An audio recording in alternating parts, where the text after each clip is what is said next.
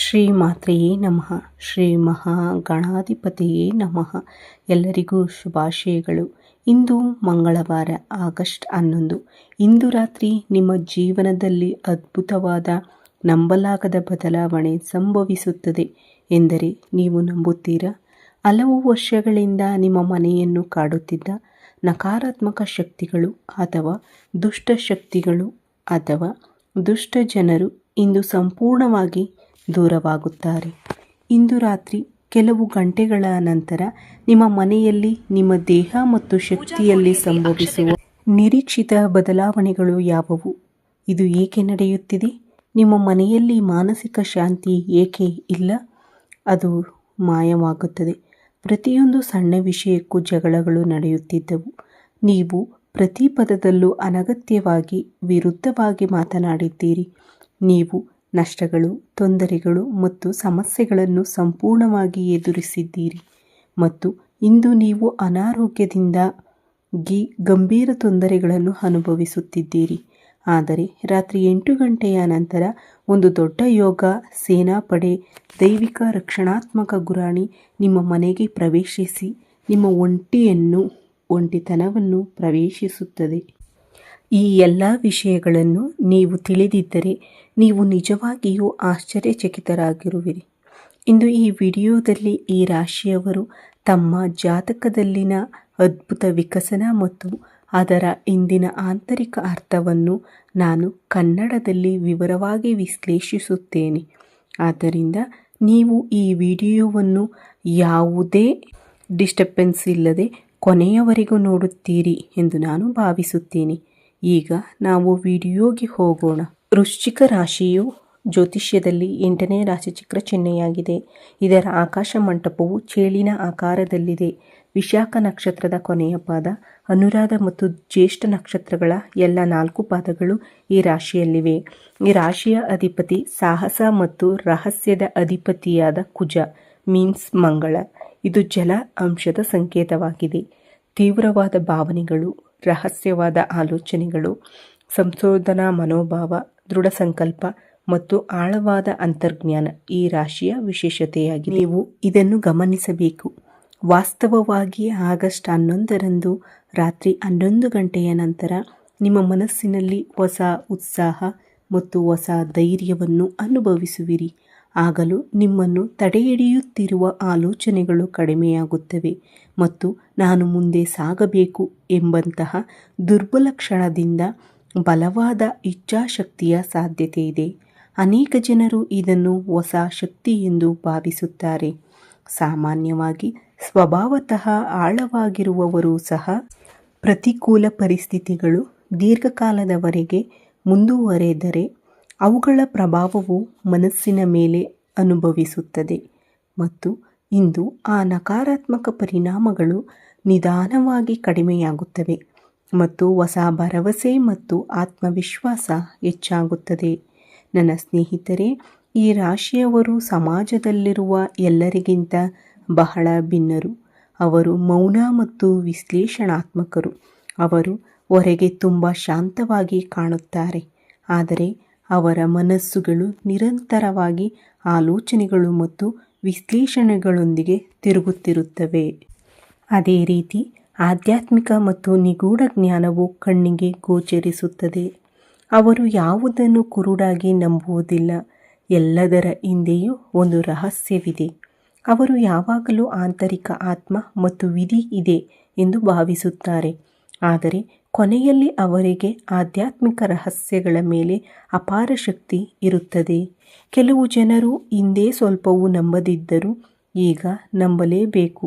ಅವರು ಯಾವುದೇ ಕಷ್ಟವನ್ನು ಮೌನವಾಗಿ ಸಹಿಸಿಕೊಳ್ಳುತ್ತಾರೆ ಮತ್ತು ತಮ್ಮ ದುಃಖದ ಬಗ್ಗೆ ಇತರರಿಗೆ ಹೇಳಲು ಬಯಸುವುದಿಲ್ಲ. ಅವರು ಕಷ್ಟದಲ್ಲಿರುವವರಿಗೆ ಸಹಾಯ ಮಾಡಲು ಇದ್ದಾರೆ. ಅವರು ಕಷ್ಟದಲ್ಲಿದ್ದರೂ ಸಹ ಇತರರಿಗೆ ಸಹಾಯ ಮಾಡಲು ಮುಂದೆ ಬರುತ್ತಾರೆ. ಮತ್ತು ಇಂದಿನ ಮುಖ್ಯ ಸಮಸ್ಯೆ ಏನು? ಇಂದು ಏನಾಗುತ್ತಿದೆ? ವಿಶೇಷವಾಗಿ ಅನೇಕ ಜನರು ಅರ್ಥ ಮಾಡಿಕೊಳ್ಳುತ್ತಾರೆ. ಇಲ್ಲದ ಗೊಂದಲದ ಸಂದರ್ಭಗಳು ಇರುತ್ತವೆ, ಏಕೆಂದರೆ ಸ್ನೇಹಿತರೆ, ಈ ರೀತಿಯ ಏನಾದರೂ ನಿಮ್ಮ ಮನೆಯಿಂದ ಹೊರಗೆ ಹೋಗುತ್ತದೆ ಎಂದು ನಾವು ಹೇಳಿದಾಗ ನಾವು ಇಷ್ಟಪಡುವ ಜನರು ಹೊರಗೆ ಹೋಗುತ್ತಾರೆ ಎಂದು ಅನೇಕ ಜನರು ಭಾವಿಸುತ್ತಾರೆ. ಇಲ್ಲ ನನ್ನ ಸ್ನೇಹಿತರೆ, ಇಂದು ನಿಮ್ಮ ಮನೆಯಿಂದ ಒಂದು ದುಷ್ಟಶಕ್ತಿ ಹೊರಗೆ ಹೋಗುತ್ತದೆ. ಆ ದುಷ್ಟ ಪ್ರಭಾವವು ಸಂಪೂರ್ಣವಾಗಿ ತೆಗೆದುಹಾಕಲ್ಪಡುತ್ತದೆ.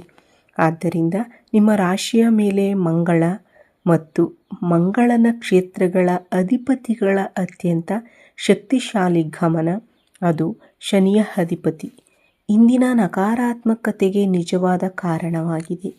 ನಿಮ್ಮ ಮನೆಯಲ್ಲಿನ ಎಲ್ಲ ತೊಂದರೆಗಳಿಗೆ ಕಾರಣವೆಂದರೆ ನಾವು ಯಾರಿಗೂ ಹಾನಿ ಮಾಡಿಲ್ಲ. ಹಾಗಾದರೆ ನಮ್ಮ ಮನೆಯಲ್ಲಿ ಶಾಂತಿ ಏಕೆ ಇಲ್ಲ? ಏಕೆಂದರೆ ಮನೆಯಲ್ಲಿ ಪ್ರತಿಯೊಂದು ಸಣ್ಣ ವಿಷಯಕ್ಕೂ ಘರ್ಷಣೆಗಳು ನಡೆಯುತ್ತಿವೆ ಎಂದು ನೀವು ಬಹಳ ಸಮಯದಿಂದ ಭಾವಿಸುತ್ತಿದ್ದೀರಿ. ಈ ರಾಶಿಯವರು ಶನಿಯ ಪ್ರಭಾವದಿಂದಾಗಿ ಸ್ವಾಭಾವಿಕವಾಗಿಯೇ ತುಂಬ ತಾಳ್ಮೆಯಿಂದಿರುತ್ತಾರೆ.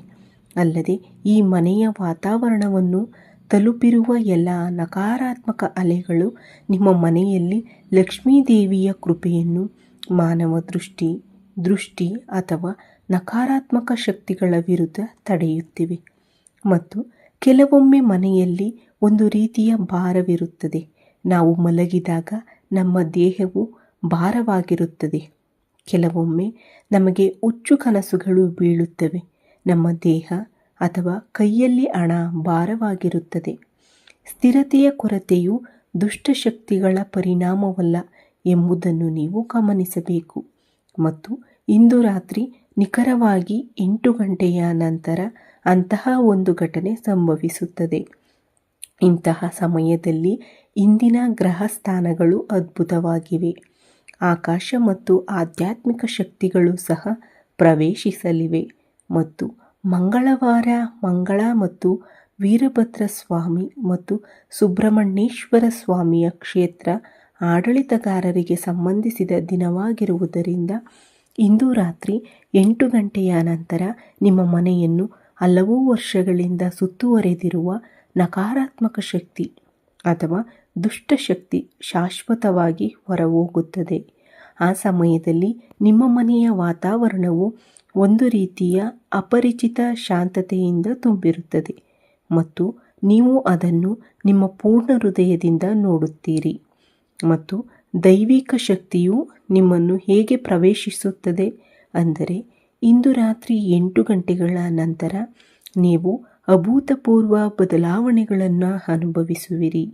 ಈ ಎಲ್ಲ ವರ್ಷಗಳಲ್ಲಿ ನೀವು ನಿರಂತರವಾಗಿ ಮಂದ, ಭಯ ಮತ್ತು ರಕ್ಷಣೆಯಿಲ್ಲದ ಭಾವನೆಯನ್ನು ಅನುಭವಿಸುತ್ತಿದ್ದೀರಿ. ನಿಮ್ಮ ಮನಸ್ಸು ಇದ್ದಕ್ಕಿದ್ದಂತೆ ದೈಹಿಕ ಪ್ರಜ್ಞೆ ಮತ್ತು ಧೈರ್ಯವನ್ನು ಪಡೆಯುತ್ತದೆ. ಒಂದು ದೈವಿಕ ಶಕ್ತಿಯು ನಿಮ್ಮ ದೇಹವನ್ನು ಗುರಾಣಿಯಂತೆ ಪ್ರವೇಶಿಸುತ್ತದೆ ಮತ್ತು ನೀವು ಎದ್ದು ನಿಲ್ಲುತ್ತೀರಿ. ಮತ್ತು ನೀವು ಅದನ್ನು ಪೂರ್ಣ ಪ್ರಮಾಣದಲ್ಲಿ ಮಾಡುತ್ತಿದ್ದರೂ ಸಹ ನೀವು ಅದ್ಭುತವಾದ ಭಾವನೆಯನ್ನು ಅನುಭವಿಸುತ್ತೀರಿ. ಆದ್ದರಿಂದ ಅಂತಹ ಸಮಯದಲ್ಲಿ ನೀವು ಕೆಲವು ಮುನ್ನೆಚ್ಚರಿಕೆಗಳನ್ನು ತೆಗೆದುಕೊಳ್ಳಬೇಕು. ಆ ಮುನ್ನೆಚ್ಚರಿಕೆಗಳ ಹಿಂದೆ ಕೆಲವು ಕಾರಣಗಳಿವೆ. ಅದನ್ನು ನಾನು ಈಗ ನಿಮಗೆ ಹೇಳುತ್ತೇನೆ. ಇಂದು ಸಂಜೆ 6ರಿಂದ ರಾತ್ರಿ 9ರ ನಡುವೆ ಯಾರಾದರೂ ಮನೆಯಲ್ಲಿ ಶಾಂತ ಅಥವಾ ಶಾಂತಿಯುತ ವಾತಾವರಣದಲ್ಲಿದ್ದಾರೆ ಎಂದು ಖಚಿತಪಡಿಸಿಕೊಳ್ಳಿ. ಅಲ್ಲದೆ ಅನಗತ್ಯ ಭಯ ಮತ್ತು ಚಿಂತೆಗಳಿಗೆ ಒಳಗಾಗುವ ಬದಲು ಶಾಂತವಾಗಿರುವುದು ಮತ್ತು ಎಲ್ಲೋ ಆ ಕೆಲಸವನ್ನು ನೋಡಿಕೊಳ್ಳುವುದು ಉತ್ತಮ. ವಿಶೇಷ ಅಂತಿಮ ಎಚ್ಚರಿಕೆ ಏನೆಂದರೆ, ಈ ರಾಶಿಯವರು ನೀವು ಇಂದು ಅನುಭವಿಸುವ ದೈವಿಕ ಶಕ್ತಿಯಂತಹ ಪವಿತ್ರ ಬೆಳವಣಿಗೆಯನ್ನು ನೀವು ಅನುಭವಿಸುವಿರಿ. ನಿಮ್ಮ ಅನುಭವದ ಬಗ್ಗೆ ಇತರರ ಮುಂದೆ ಹೆಮ್ಮೆ ಪಡಬೇಡಿ. ನಿಮ್ಮ ರಹಸ್ಯಗಳನ್ನು ಮತ್ತು ನಿಮ್ಮ ಮನೆಯ ವಿಶೇಷತೆಗಳನ್ನು ನೀವು ಇತರರೊಂದಿಗೆ ಹಂಚಿಕೊಂಡರೆ ಅದೃಷ್ಟ ದೇವತೆ ದೂರವಾಗುವ ಮತ್ತು ದುಷ್ಟ ದೇವತೆ ನಿಮ್ಮೊಂದಿಗಿರುವ ಸಾಧ್ಯತೆಗಳಿವೆ. ಇಂದಿನಿಂದ ನೀವು ಅಪಾರ ಧೈರ್ಯದಿಂದ ಮುಂದೆ ಹೆಜ್ಜೆ ಹಾಕಬೇಕೆಂದು ನಾನು ಬಯಸುತ್ತೇನೆ. ಸ್ನೇಹಿತರೆ, ಈ ವಿಡಿಯೋ ನಿಮಗೆ ಇಷ್ಟವಾದರೆ ಲೈಕ್ ಮಾಡಿ ಮತ್ತು ನಿಮ್ಮ ಸ್ನೇಹಿತರೊಂದಿಗೆ ಹಂಚಿಕೊಳ್ಳಿ. ಅಲ್ಲದೆ ನಮ್ಮ ಹೊಸ ವಿಡಿಯೋಗಳನ್ನು ತಕ್ಷಣ ಸ್ವೀಕರಿಸಲು ಬಯಸಿದರೆ ನಮ್ಮ ಚಾನಲ್ಗೆ ಚಂದಾದಾರರಾಗಿ. ಅಲ್ಲದೆ ಕಾಮೆಂಟ್ ಬಾಕ್ಸ್ನಲ್ಲಿ ಜೈ ಶ್ರೀಮನ್ನಾರಾಯಣ ಎಂದು ಕಾಮೆಂಟ್ ಮಾಡಿ. ಈ ವಿಡಿಯೋ ವೀಕ್ಷಿಸಿದ ನನ್ನೆಲ್ಲ ವೀಕ್ಷಕ ಬಂಧುಗಳಿಗೂ ಧನ್ಯವಾದಗಳು.